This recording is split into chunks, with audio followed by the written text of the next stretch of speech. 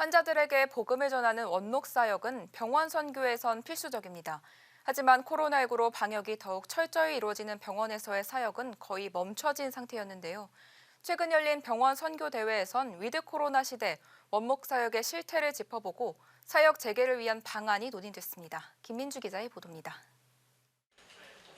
병원이란 특수한 목회 현장에서 이루어지는 원목 사역은 코로나 발병 1년 10개월이 넘는 시간 동안 사역이 대부분 강제 중단되는 위기를 겪었습니다. 코로나19 감염 확산 우려 때문에 감염에 취약한 환자들과의 접촉 자체가 어려워졌기 때문입니다. 그럼에도 영상 예배를 드리고 작은 선물과 함께 주보를 병상에 전하는 등 사역을 이어간 병원교회도 있지만 이런 사례는 극소수에 불과합니다. 한국기독의사회 등 의료선교계는 지난 20일 병원 선교대회를 열고 위드 코로나 시대 원목 사역을 지원하고 활성화할 수 있는 방안을 모색했습니다.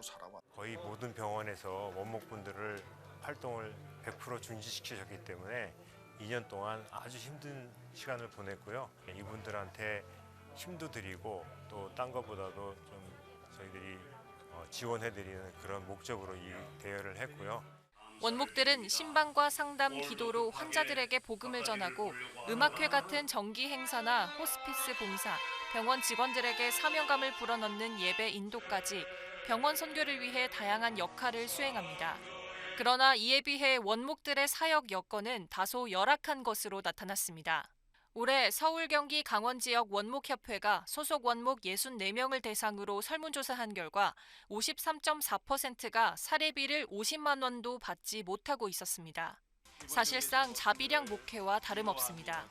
병원 사역 준비에 필수적인 원목실이 제대로 갖춰지지 않은 경우도 많았습니다. 여기는 기독병원과 국공립병원과 사립대병원, 여기는 원목실이 있는 편입니다. 33.3%는 원목실이 없는데 일반 사립병원과 요양병원입니다. 그리고 13.3%는 병원의 다른 사무실을 우리 원목들이 임시로 같이 사용하고 있습니다. 서울, 경기, 강원 원목협회에 따르면 원목들은 경제적 어려움, 병원 내 위치의 불안함 등의 어려운 목회 여건 속에서도 병원 사역을 지속하겠다는 뜻을 밝혔습니다. 선교 병원의 정체성을 지키고 환자들에게 복음을 전하는 일에 원목의 역할이 막중하다고 생각했기 때문입니다. 한국기독의사회 백광흠 원장은 원목 사역을 위해 의료인과 한국교회에 많은 관심이 필요하다며 미국 등 서구에서 제도화돼 있는 병원 채플린 사역처럼 국내 병원 안에서도 원목들이 공식적이고 체계적인 사역을 할 수 있도록 환경을 개선해 나가야 한다고 강조했습니다. 한편 한국기독의사회와 소망교회는 원목 사역을 살리기 위해 코로나19로 어려움을 겪고 있는 원목 10여 명에게 소정의 지원금을 2년간 지원하기로 했습니다. 또한 병원 선교의 필요성을 한국교회에 알리고 교단 내 병원 선교위원회를 만드는 일에도 나설 계획입니다. 구티비 뉴스 김민주입니다.